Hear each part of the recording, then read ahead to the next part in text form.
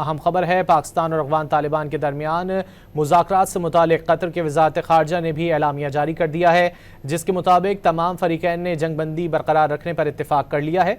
फ़रीक़ैन ने जंगबंदी की निगरानी और खिलाफ वर्जी पर सज़ा के निज़ाम पर इत्तेफाक कर लिया है। मज़ीद जानेंगे डॉन न्यूज़ के नुमाइंदे अब्दुल्ला मोहम्मद से। अब्दुल्ला, बताइएगा कतर के वज़ारत ख़ारजा के एलामिया में क्या कहा गया है? जी सैयद, बिल्कुल अफगानिस्तान और पाकिस्तान के दरमियान जंगबंदी को मुस्तकम बनाने के लिए इस्तांबुल में एक अहम इजलास हुआ, जिसका एलामिया जो है वो कतर के वज़ारत ख़ारजा ने जारी किया।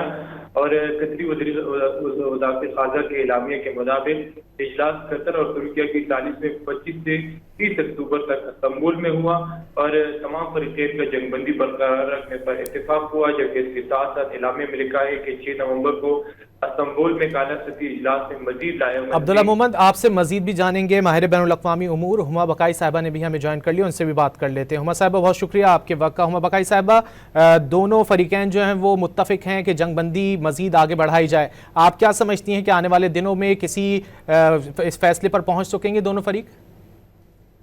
देखिए, मेरा ख्याल है इस वक्त बहालत मजबूरी तालिबान जो हैं वो इन कंडीशंस पर राजी हो गए, क्योंकि पाकिस्तान की तरफ से बहुत ज्यादा हार्ड पोस्चरिंग हुई थी और टेम्परेचर्स बहुत रेस कर गए थे।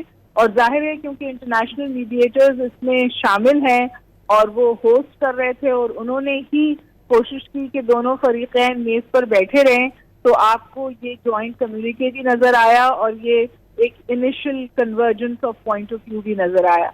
लेकिन मेरा जाती ख्याल ये है कि जो अफगानिस्तान के अंदर के डायनामिक्स हैं वो इस कदर फ्रैक्चर्ड हैं कि वो किसी बात की गारंटी ले ही नहीं सकते और लेना भी नहीं चाहते। और दूसरी बात ये कि ये डिस्टिंक्शन क्रिएट करना कि तहरीक तालिबान पाकिस्तान और हुकूमत तालिबान दो अलग एंटिटीज हैं, ये जो है ये फैक्चुअली फ्लॉड प्रेमिस है। जब तक हम इस प्रेमिस के साथ चलेंगे हमारे फैसले सही नहीं हो सकते। उनकी सरपरस्ती वो इसलिए करते हैं क्योंकि वो उनका हिस्सा है। जो थर्ड डायमेंशन इसको और कॉम्प्लिकेट करती है वो ऑफ कोर्स की इंडियन इन्वॉल्वमेंट है, जहाँ से फंडिंग भी हो रही है। और आपने देखा कि इस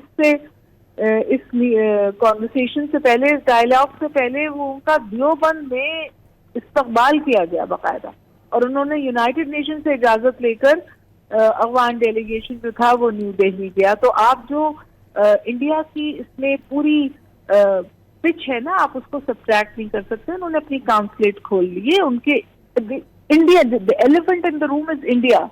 जो ये डिजाइन हैं ये इंडिया के डिजाइन हैं to destabilise Pakistan from the western border. और जाहिर है कि मई की जो उनको ह्यूमिलेशन और खजीमत है उसका वो अब बदला निकालना चाहते हैं। मोदी के इलेक्शंस आ रहे हैं, वो डेस्परेट है। तो मुझे नहीं लगता कि कोई स्टॉप हो जाएगा सब कुछ जो हो रहा है। हुमा साहिबा, हमें जैसा कि मालूम है कि तालिबान की जब वापसी हो रही थी अफगानिस्तान में तो कुछ यकीन दहानियाँ कराई गई थी आलमी बिरादरी को तालिबान हुकूमत की जानिब से, लेकिन उन पर कितना अमल हो रहा है ये मैं भी जानता हूँ, आप भी जानती हैं। लेकिन अगर कोई मुआहदा मुस्तकबिल करीब में होता है तालिबान के साथ तो कितना इम्कान है कि वो उस पर जो है वो अमल करेंगे? आपसे यही गुजारिश कर रही है ना कि उन्होंने बहालत मजबूरी किया है, वो एक सिचुएशन में ट्रैप हो गए। और जब वो दोहा से पूरा तालिबान 2 का कॉन्स्ट्रक्ट पिच कर उससे पीछे हट सकते हैं, चाहे वो उनकी जमीन का इस्तेमाल हो दूसरे ममालिक के खिलाफ दहशतगर्दी के लिए, चाहे वो विमेन राइट्स हों और ह्यूमन राइट्स हों, जो वो इतनी बड़ी चीजों से पूरी दुनिया को डिफाई करके पीछे हट सकते हैं। तो कोई इंडिकेटर ऐसा नहीं है जो इस बात की तरफ हमें इशारा दे कि ये ऐसा आइंदा भी नहीं करेंगे, कुजा इसके कि पाकिस्तान की तरफ से जो सख्त इक़दामात की बात की गई है वो टेबल पे रहें।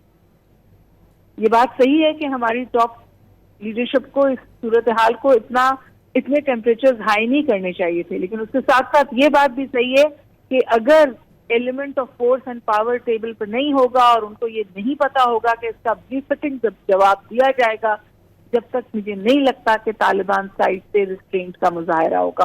और जब ये गुफ्तगू है और आप कर रहे हैं, जब ये पूरी प्रोसेस हो रही थी, इसमें भी आपको पता है बाजोड़ और दीगर जगहों पे हमले हुए हैं और हम तवातुर के साथ लोग, अब ये हो रहा है कि जो पाकिस्तान की साइड है वो इस इंफॉर्मेशन को कॉन्स्टेंटली मीडिया में शेयर भी कर रही। तो मुझे और आपको इसका ज्यादा पता चल रहा है, लेकिन इस बात में कोई इबाहम नहीं है कि 4 साल में 4000 शहादतें हुई और 2025 सबसे खतरनाक साल था in terms of terrorism from Afghanistan into Pakistan. माहिर बैनुल-अक़वामी उमूर डॉक्टर हुमा बकाई साहिबा हमसे गुफ्तगू कर रही थी। बहुत शुक्रिया आपके वक्त का। दूसरी जानिब अब्दुल्ला मोहम्मद ने हमें तफसीलात से आगाह किया। आपका भी शुक्रिया।